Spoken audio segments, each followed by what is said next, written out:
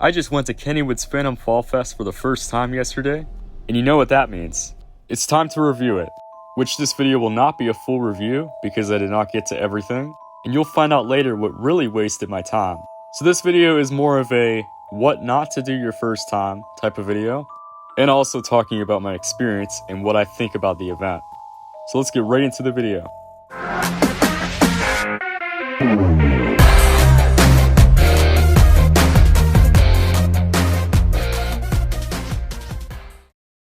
So as everyone else does, I walked down to the tunnel, and then to my left there was a guy, which thankfully this footage has night vision, so there he is right there.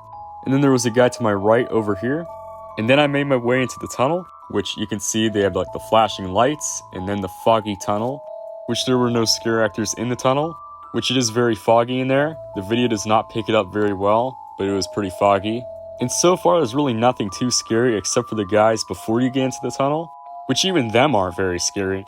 And I'm probably going ahead of myself, but I might as well say it right now. The only people that are scary are the ones with the chainsaws. I got a story about that later.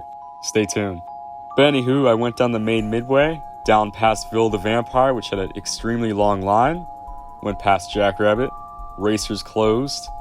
Then I went into Steelers Country, and I checked out Malice, which that was my first mistake. So I went in line, which you actually enter right next to Steel Curtain, and you get to look at the depressing empty queue line, which could be filled with people right now, but it's closed. But oh well. And where you wait for Malice is actually kind of towards the exit of Steel Curtain. And let me tell you, that line is long, it never moves.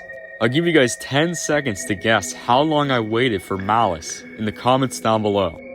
10, 9, 8, 7, 6, 5, 4, 3, 2, 1.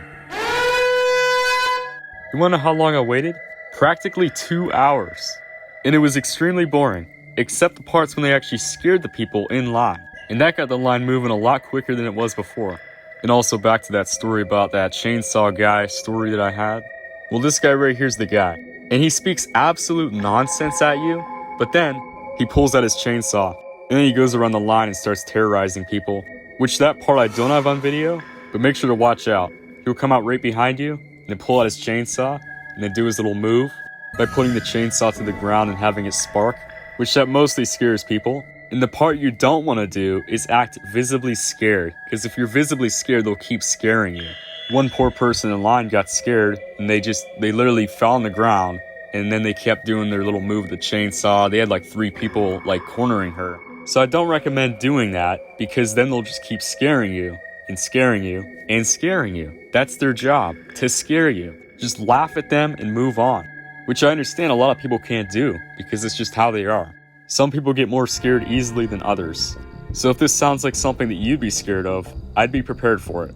Anyways, eventually I got inside of Malice, and I will say, it was actually a really good haunt. That was the only haunt I did that night, so the issue was I can't really say which one's the best or if this is actually the best or any of that, but I really enjoyed it. Just please do me a favor and never wait 2 hours for this. I could see a half an hour, but not 2 hours for a 10-minute experience. So right around this moment, it would be around 9:50. I went in line for Malice around 7:50. So I real quickly rushed over to Thunderbolt, and I rode Thunderbolt, which I got off around 10:25. And that was my last ride of the night, because they already started closing the lines down. So I did what any normal person would do when there's nothing to do. I left. So my tip to you guys, if you want to ride, I would ride. I would not waste your time on haunts. But if you're there for the haunts, then I'd wait in line for the haunts, and I'd go in the haunts. I was split in between. I wanted to see what a haunt would be like, since it was my first time. So I tried at least one haunt out, which I actually really enjoyed. It's just those things take time. All of these haunts have over an hour wait. So if you're gonna pick a haunt, I'd pick the best one out there, which I heard Dark Shadows is really good. I'm gonna have to try that next time. But Malice was still really good. But I would not spend more than 30 minutes in that line. Ville of the Vampire is a classic. I would check that out if I were you. And there's a few other great haunts out there. So I'd say Phantom Fall Fest is a great event. This is definitely an event you'd want to be prepared for.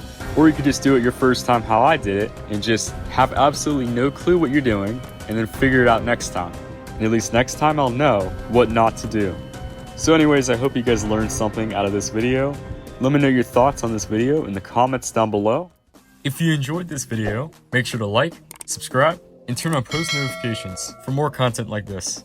I post tons of other coaster content just like this that you will not want to miss. If you have Discord, go join my Discord community. It is linked in the description down below.